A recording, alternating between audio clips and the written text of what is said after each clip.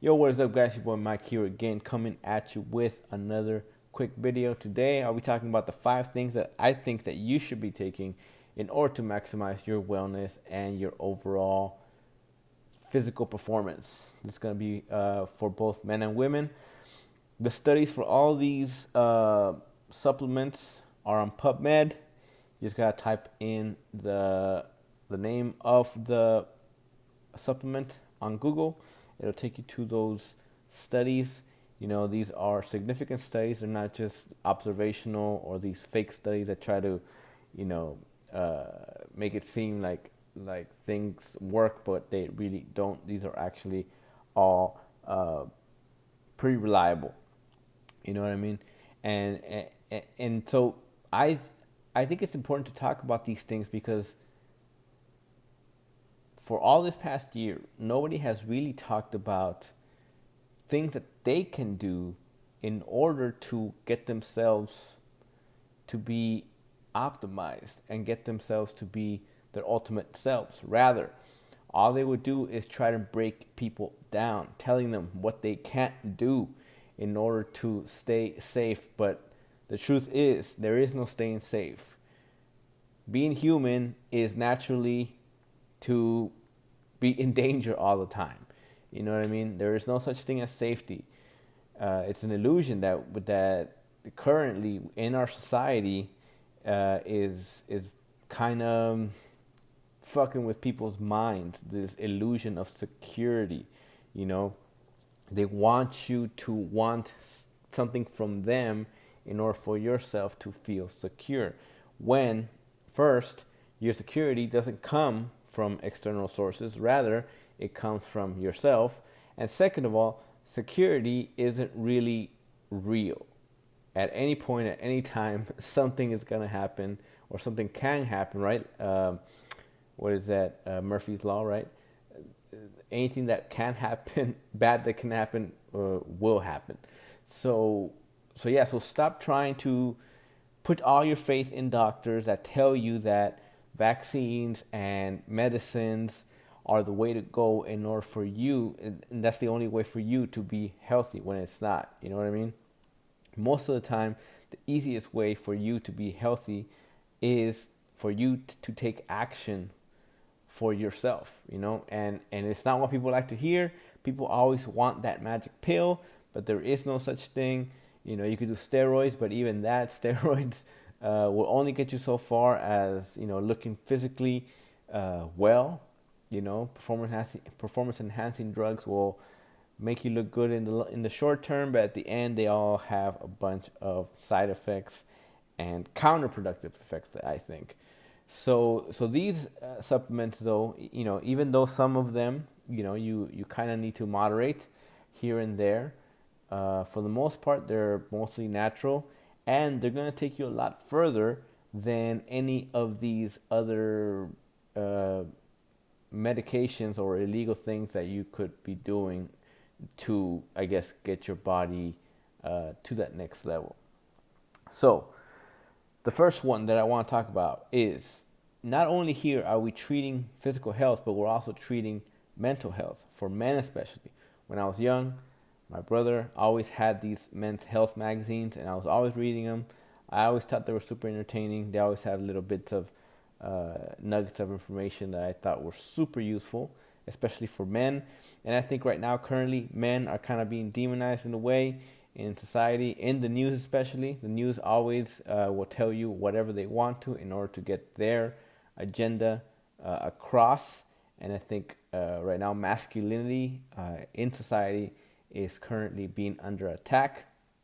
That's why they attack Joe Rogan every other week, because he's just being a dude, and the media doesn't like that. The media wants you to be submissive. The media wants you to be kind of like this beta male kind of situation. Like, that's why throughout this whole year with COVID, they didn't once mention that people should keep themselves healthy by working out and lifting weights and losing body fat percentage. You know what I mean?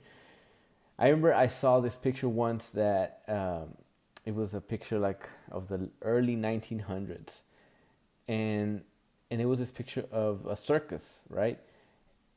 And in the circus, it had this little thing, right? Come see the circus. Come see the elephant balance on a fucking ball or whatever the fuck. Come see a monkey that plays a trumpet or whatnot. Come see a bear that does anything we tell him to, and come see the fattest lady that you've ever seen, right? And then they have a picture of the lady, and it's like this 200-pound, 220-pound lady that, like, by today's standards is not even big, but back then being fat like that was super detrimental, that almost nobody could get themselves to be that fat, because back then, they had just a different type of lifestyle. They didn't have all of these sugar filled foods that currently we have, and that's another issue as far as the FDA and the food people, food administration, whoever the fuck they are, when they came up with a food pyramid, right? They were recommending everybody eat fucking loaves of bread and a bunch of carbohydrates and little protein, you know what I mean? Which was all motivated by money and by business. But like I said, back then the fattest person, which was this fat lady, right, was 200, I would say 230 pounds, right? And now you have these shows on TLC, which are the 500-pound, 600-pound people fucking just, being disgusting. And I'm not gonna lie, man, whenever at the hospital I have one of these people, 600-pounders, I'm like, what the fuck, dude? You know what I mean? Like couldn't you, see that this was gonna be a problem at one point? And I think, modern medicine is also responsible for that problem. The use of antibiotics sometimes given to young kids, can affect their gut biome, to where essentially an antibiotic, right, is an antimicrobiotic med. Therefore, it's not just only going to destroy the bad bacteria, right? It's going to destroy the good bacteria that your stomach needs in order to break down food and stuff like that. Therefore, when you give antibiotics to kids, the vagus nerve, which runs all the way from your cranium all the way down to your stomach and innervates basically every organ, it has a lot of communication with your stomach. So when you introduce antibiotics at a young age to kids when they're very developing, I think that has contributed significantly to obesity, to all these chronic diseases, to cancer, to autism, to all these things that, by the way, these are my opinions, right? Obviously, we have to say this, right? Because the ones that should be trusted are those pharma-pushing doctors, right? That want to treat everything with a fucking med, and are so trigger happy that they have no problems, giving kids medications that that really kids should have no access to. You know what I mean? But sometimes parents are also the culprits, because parents want their kids to.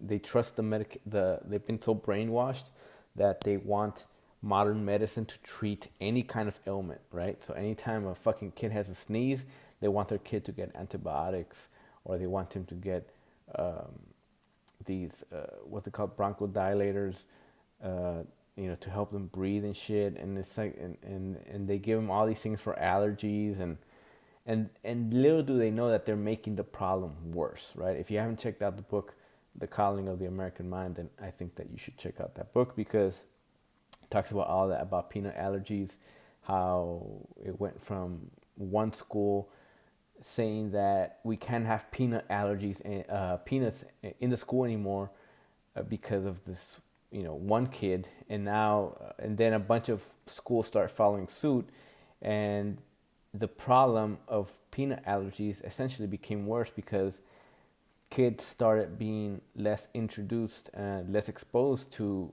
peanuts, and therefore, whenever they would come in contact with peanuts, the fucking peanuts would just rain hell on their immune system. And therefore, when it was 1 in 100 or 1 in 1,000 kids that had peanut allergies, it little by little started going up, and now it's fucking 1 in every, I don't know what kids, 1 in every 25 kids that has a stupid peanut allergy. But even then, they're pretty rare. But what I'm saying is, sometimes by trying to fix one problem, you create an even bigger problem. And again, I hate to go back to this, but that's what they did with COVID. That's what they did with the lockdowns. All to try and convince the public that the government and these entities that try and govern us have the most authority and they have the most credibility. And if you don't fall in line with that, and you don't fall in line with the vaccines, then you're seen as a anti-vaxxer, anti-health, you know what I mean? But when in fact, the people that are taking the vaccines, they look like some of the most unhealthy people that are walking around. And the people that don't want the vaccines are usually the people that keep themselves healthy and don't let their health into other people's hands. You know what I mean? And as a nurse, right, for me, it's like when I'm older, I'm not going to step near a hospital, man. So that's why I'm doing everything I can to keep myself from going to the hospital if I can prevent that. You know what I mean? Because I see a lot of these issues that people come into the hospital with are issues that they did to themselves, right? Like they drink too much, they eat too much. Diabetes is, every motherfucker that comes into the hospital has diabetes, and from that, essentially, you can say that most ailments come from having diabetes and having a poor diet. But nobody wants to talk about it, right? They all want to say, well, it's not their fault. No, well, at some point, they're going to have to take responsibility, And we can't do everything for you. And that's why I hate when people go into the hospital. Other people bring them, right? When the patients don't want to be there. And it's like these people are not well. Or even if they do go, they want a pill, like I said, to solve their problems. They don't want to do any kind of work because they've been conditioned to be helpless. They've been conditioned to be needy, right? And so that's why, for one of my models that I live by is to be more human, right? Be more human in everything you do. Be more human in physical activity. Don't rely so much on technology. Don't rely so much on things to do stuff for you, right? Even when it comes to food, right? I try to cook as much as I can, and I try to, I guess, move every day. That's more accordance to my natural way of being, right? Or to humans' natural way of being. But obviously, I'm sitting in a chair right now, so sitting in a chair really isn't helpful. And I might do a video on the 5 things that you shouldn't do in order to keep yourself healthy. But for now, we are going to jump into the video, and it's going to be the 5 things that I think that you should be taking in order to be healthy. And these aren't your standard things. So, I know there's a lot of mumbo jumbo out there about things that you should be taking, like caffeine. We all know caffeine does what it does, right? We all know caffeine wakes you up, right? So I'm not going to talk about caffeine because literally everybody takes it. But the only thing I will say about that is that don't combine caffeine with sugar because the sugar is just going to counteract the effects of the caffeine, right? The sugar is going to give you a crash, right? It's going to spike your insulin. And instead of feeling alert, you're just going to feel foggy and you're going to want to go to sleep. So if you do take caffeine, make sure you take it without any sugar, and make sure you don't take it right away when you wake up. Rather, you wait a little bit.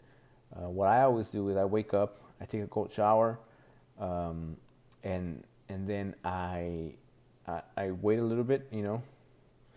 I check social media, which really you shouldn't be doing, but I do it just to pass the time because you shouldn't really take caffeine 30 minutes right after you wake up. You should let your body your cortisol and all these hormones that are waking you up, let them do their thing. and then take the caffeine. Because if you introduce the caffeine into your system right away, then your body's just going to take it as part of the system, and therefore it's going to get accustomed to it, and it's not going to do anything for you, which will require you to take more caffeine, and then it's going to be to where you're gulping down fucking 3 energy drinks, a coffee, and energy caffeine pills in order just to get yourself through the day, which yeah, so you shouldn't do that. So this, like I said, are not your typical 5 things, but it's things that I take, things that help me, things that make me feel better.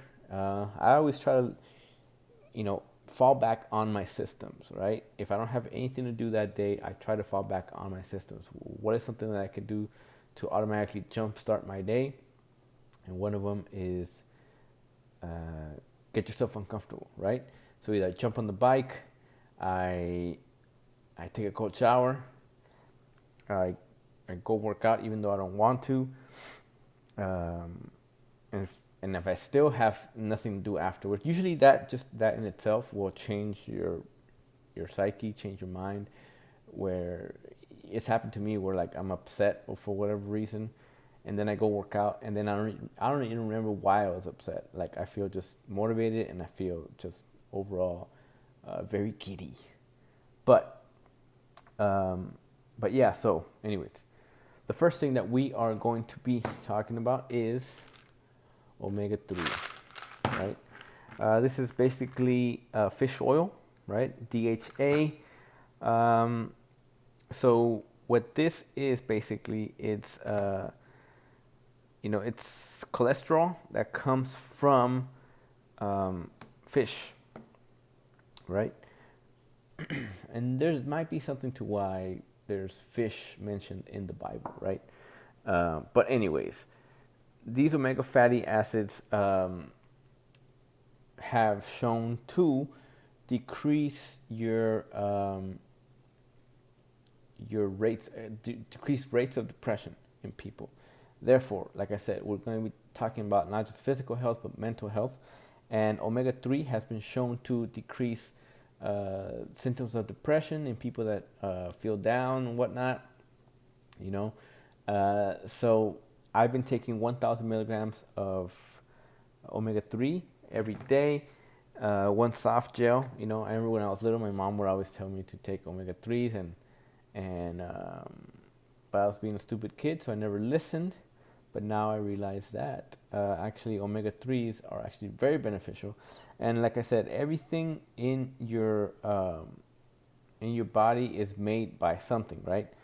So therefore, omega-3s help with creating a lot of stuff that your body needs in order just to function properly, especially in the brain. And that's why it helps out with those depressive moods and depressive symptoms. And so I think that people, and men especially, right? Let's be real, men should always be sound of mind, right? Because when you're sound of mind, the body will follow, and therefore it'll help out with motivation and help you get you to do the thing that you've been wanting to do. And if you don't feel good, well, then you're not going to do whatever it is that you want to do. Like yesterday, right? I didn't sleep good, and because I didn't sleep good, I didn't really do much, right? I kind of wanted to be more active around the house and whatnot, but just because of the fact that I didn't sleep good, because I drank alcohol, I drank tequila, and tequila for some reason just doesn't let me sleep. And there's a term for it. It's called liver something. I forgot what it was called. It's because essentially your liver is working overtime to try and excrete that toxic liquid that your body has, and therefore that in a way keeps you up. So anyways, so omega-3s, man, that's my first thing that I take. Second thing that I take, going back to the thing of the topic of sleep, is 5-HTP. 5-HTP is also um, is a metabolite of tryptophan, which is an essential amino acid, and tryptophan helps out with serotonin. Um, I'm sorry. Serotonin is made from 5-HTP, which is made from tryptophan, right? And if you heard tryptophan, right, the turkey shit, yeah, that's the molecule in the turkey meat. Um, and for a long time, people would say that it's not the tryptophan, but I mean, tryptophan makes serotonin. So serotonin essentially is the neurotransmitter that helps you with feelings of calmness, right? And also and ultimately feelings of sleepiness, right? And so 5-HTP, I take it at night, like an hour before I go to sleep. It says here to take it. Let me see. With or without food, it doesn't matter.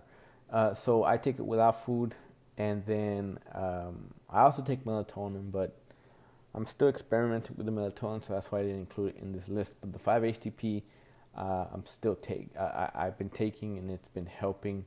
Sometimes I take it during the day, also. If I feel like I could benefit for some more serotonin. But I've been taking it for about 2 weeks. I should be feeling some of the effects of that already. But anyways, 5-HTP for some serotonin, to increase your serotonin. Serotonin, by the way, is also increased from THC. That's why when people smoke marijuana, right, that's when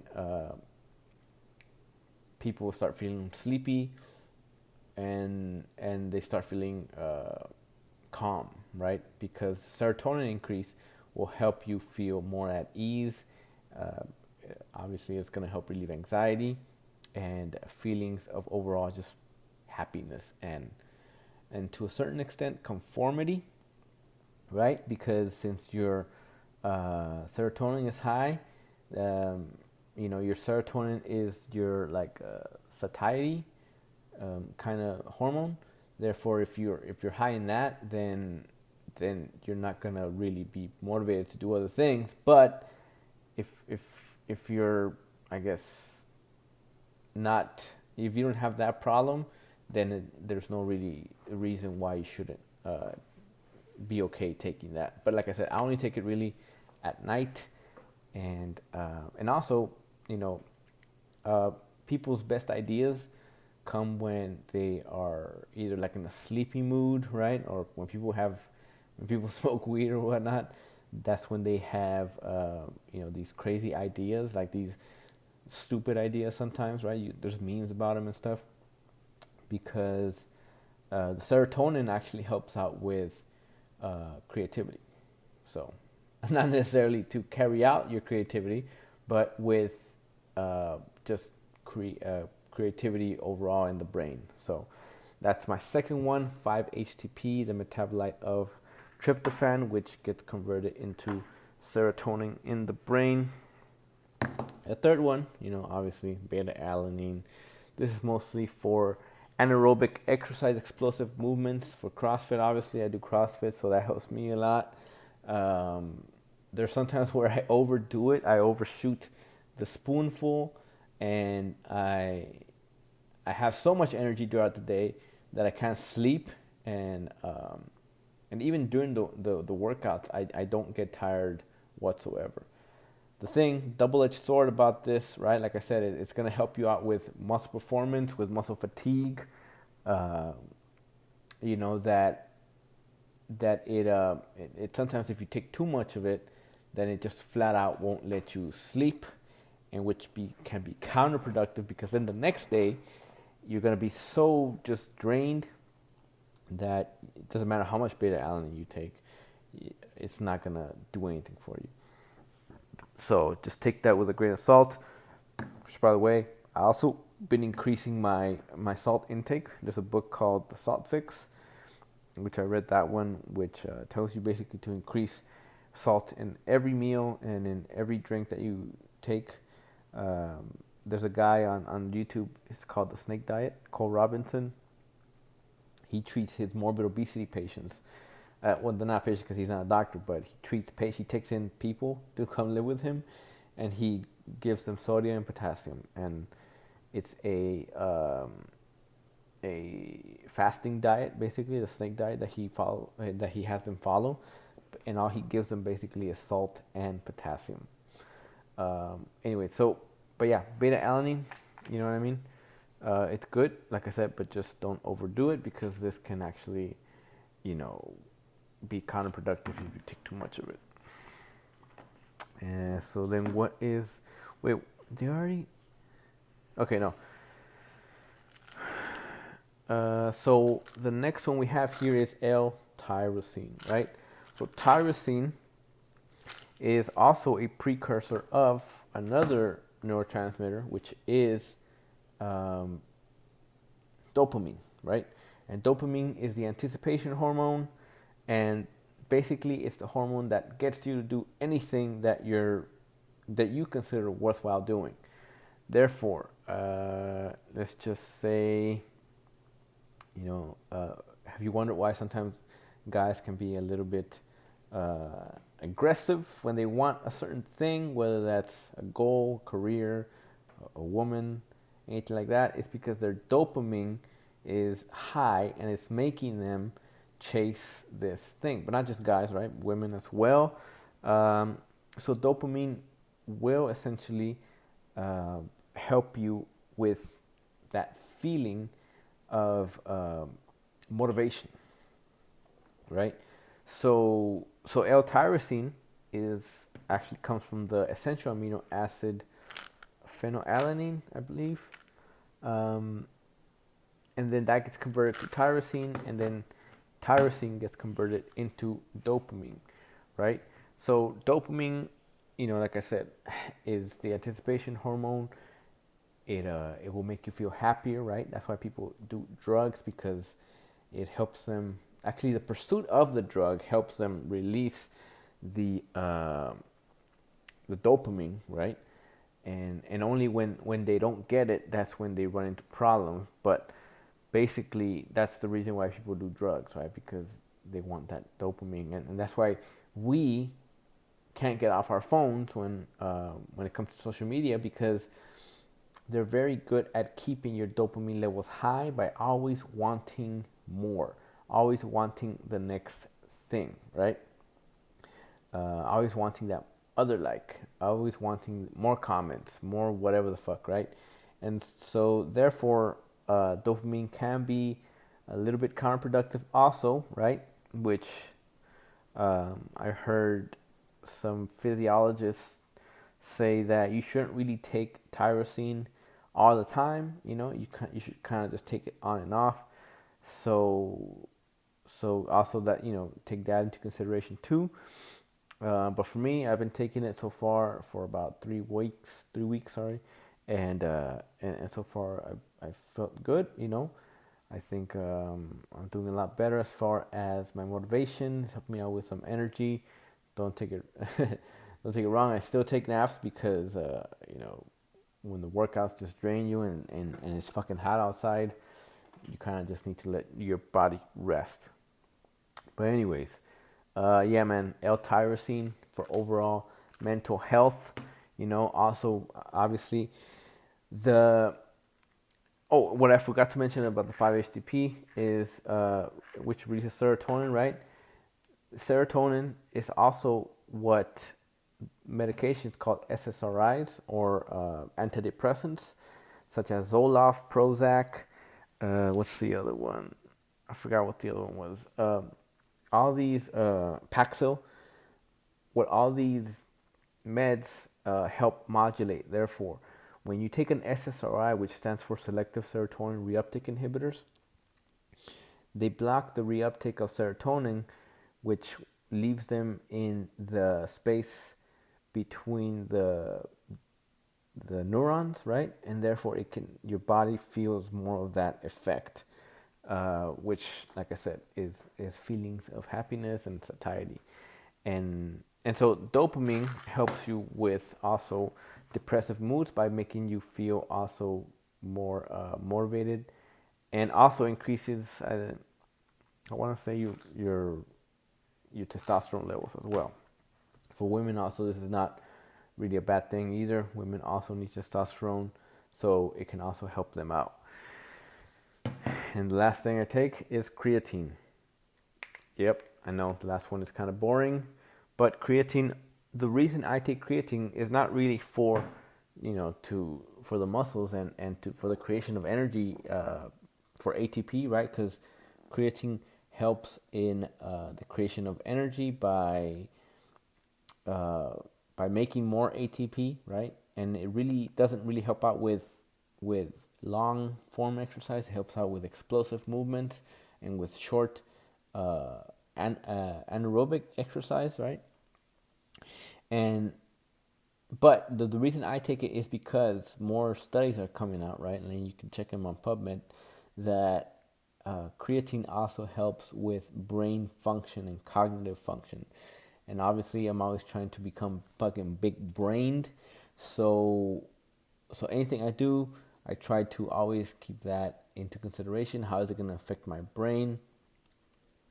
And that's why mostly I take creatine, because it has shown to have some cognitive beneficial cognitive effects. So that's the reason why I take that. Most of the time, like I said, when you take care of your mind and you take care of your brain, that itself is going to help out your body, and then your body will feed back into your brain, and then it's going to be this positive feedback rather than a negative feedback. Rather than say, oh, shit, I look like crap, I should get to the gym, and then you get to the gym and then it's just pain, so then therefore that doesn't make you want to work out. So that's a negative feedback loop. Positive feedback loop is your brain. When your brain is healthy, you're happy, and when you're happy, you do things, right? It's not when you do things you feel happy, which you could, but happy people do stuff. So therefore, when you keep your brain optimally energized and optimized, then you set yourself up more for success and to accomplish whatever goal that it is that you want to do. And take it for what it is, man. I mean, guys have some trouble, sometimes, with motivation, because, fucking, it's not common for guys to show vulnerability. Therefore, sometimes it feels like maybe guys can be alone. We can feel like we're in it just by ourselves, and so when you take care of your brain, though, all that stuff will actually motivate you to better your life and better your circumstances.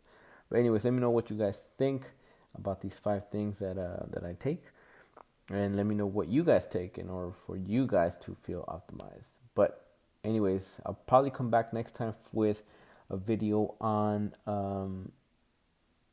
the 5 things to not take and to not do. I'll probably split those up also, right? Because there's probably some stuff that I can come up with. But anyways, for now, that's the 5 things that I take that I think every man and every person should take: beta-alanine, 5-HTP, L-tyrosine, and omega-3s. Obviously, caffeine as well, and plenty of sleep, right? So, but none of this is gonna work if you don't sleep, right? And so make sure you're getting that rest, And sometimes you have to say no to people that want to keep you up at night, right? We're not made to stay up at night. You know what I mean? When I was working night shift in the hospital, it just ages you. It's counter to your biology, because when we're little, right, we establish that pattern of sleeping at night. So whenever you go something that's against your physiology and against your biology, it's when especially if it's established early in when you're little, then that's gonna have detrimental effects for both your body and mind. And by the way, life in this planet wouldn't exist without the sun. Therefore, we exist because of the sun. Therefore, if we're not awake when the sun is out, and rather we're awake when the sun isn't out, that's not natural. You know what I mean? We're not fucking vampires. But anyways, that's it, guys. We'll catch you guys on the next one. And until then, later.